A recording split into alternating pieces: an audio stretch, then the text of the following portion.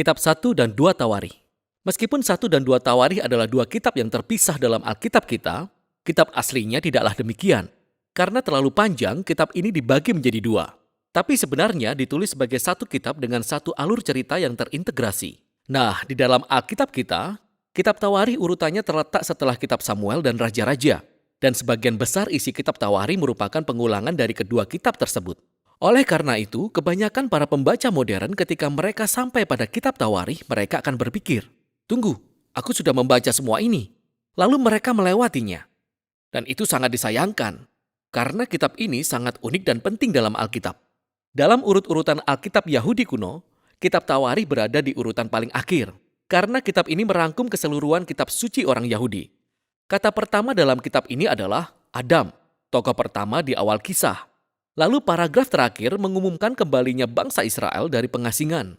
Nah, kita tidak tahu siapa penulis kitab ini, tapi kita bisa mengenalinya melalui detail-detail di dalamnya. Kitab ini ditulis oleh seseorang yang hidup beberapa ratus tahun setelah bangsa Israel kembali dari pengasingan di Babel.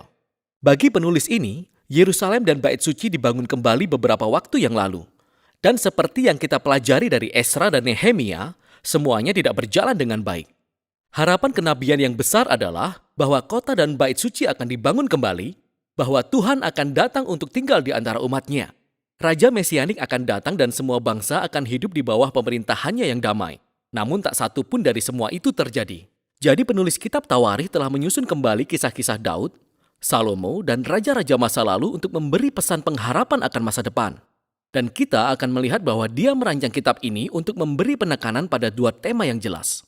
Pertama, pengharapan akan datangnya Raja Mesianik, dan kedua, pengharapan akan bait suci yang baru. Mari kita selami dan kita akan menemukan tema-tema ini di seluruh kitab ini.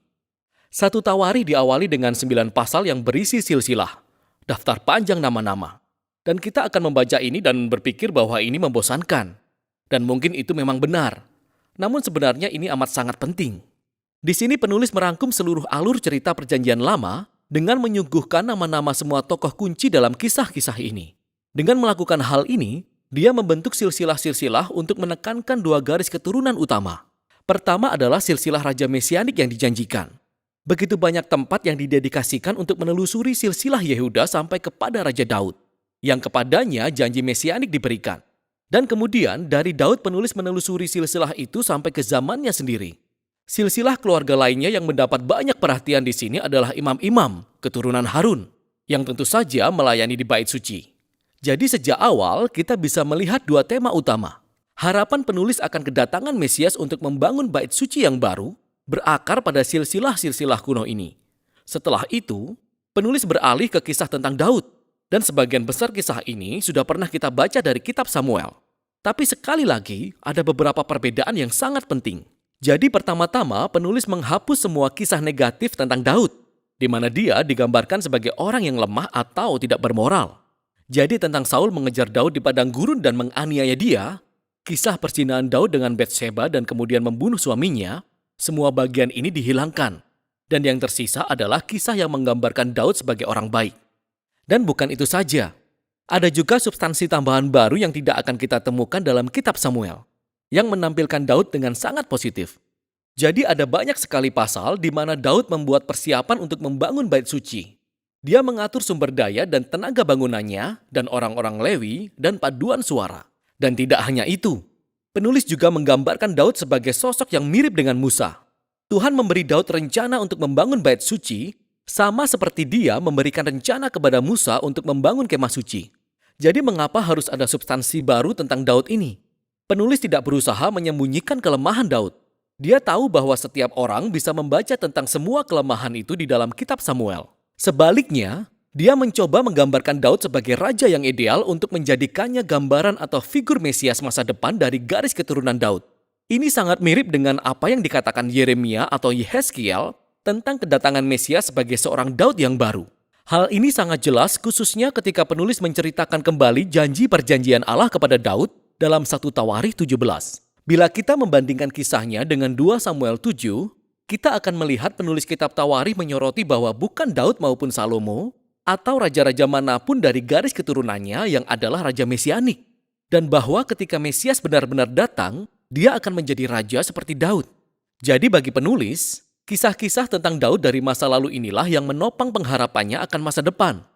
Setelah Daud meninggal, kita beralih ke dua Tawarikh yang berfokus pada raja-raja yang tinggal di Yerusalem. Dan lagi-lagi, ada banyak persamaan dengan satu dan dua raja-raja. Tapi ada banyak perbedaan penting. Jadi penulis menghapus semua cerita tentang raja-raja Israel Utara supaya dia bisa fokus pada silsilah Daud. Dan ada banyak substansi baru tentang raja-raja dari keturunan Daud ini. Dia menyoroti raja-raja yang taat kepada Tuhan, dan dia menambahkan cerita-cerita baru tentang bagaimana ketaatan mereka menuntun kepada kesuksesan dalam berkat Allah. Tapi dia juga menambahkan cerita-cerita baru tentang raja-raja yang tidak setia kepada Tuhan. Mereka tidak menaati hukum Taurat, mereka membawa Israel kepada penyembahan berhala. Dan raja-raja ini menghadapi konsekuensi yang mengerikan. Semuanya membawa pada pengasingan bangsa Israel, sebuah kekacauan yang mereka ciptakan sendiri. Jadi, keseluruhan bagian ini menjadi serangkaian pembelajaran karakter, di mana penulis ingin generasi berikutnya, bangsa Israel, belajar dari sejarah keluarga mereka, dan menjadi setia kepada Allah dan hukum Taurat. Nah, kesimpulan kitab ini juga benar-benar unik. Di akhir kitab, Raja Persia yang bernama Kores berkata kepada umat Israel bahwa mereka bisa pulang ke negeri asal mereka, kembali dari pengasingan, membangun kembali kota Yerusalem dan Bait Suci. Dan dia berkata, di baris terakhir kitab ini, siapa di antara kamu termasuk umatnya, Tuhan Allahnya menyertainya. Dan biarlah ia berangkat pulang. Dan begitulah akhir dari kitab ini. Dengan sebuah kalimat yang tidak tuntas. Nah, tentu saja penulis tahu tentang pembebasan yang pertama dari pengasingan dan kisah-kisah tentang Esra dan Nehemia. Namun jelas sekali dalam pandangannya, harapan kenabian Israel belum digenapi dalam peristiwa-peristiwa itu. Jadi akhir yang tidak lengkap ini menunjukkan bahwa harapan sang penulis terletak pada pembebasan dari pengasingan lainnya, yaitu ketika Mesias pada akhirnya datang untuk membangun kembali bait suci dan memulihkan umat Allah. Jadi kitab Tawarikh, kitab terakhir dalam kitab suci orang Yahudi, berakhir dengan menunjuk pada masa depan. Kitab ini memanggil umat Tuhan untuk melihat ke belakang agar bisa melihat masa depan. Karena masa lalu telah menjadi sumber pengharapan untuk masa depan. Jadi kitab Tawarikh menyimpulkan perjanjian lama sebagai sebuah kisah yang mencari sebuah akhir. Dan itulah isi kitab Tawarikh.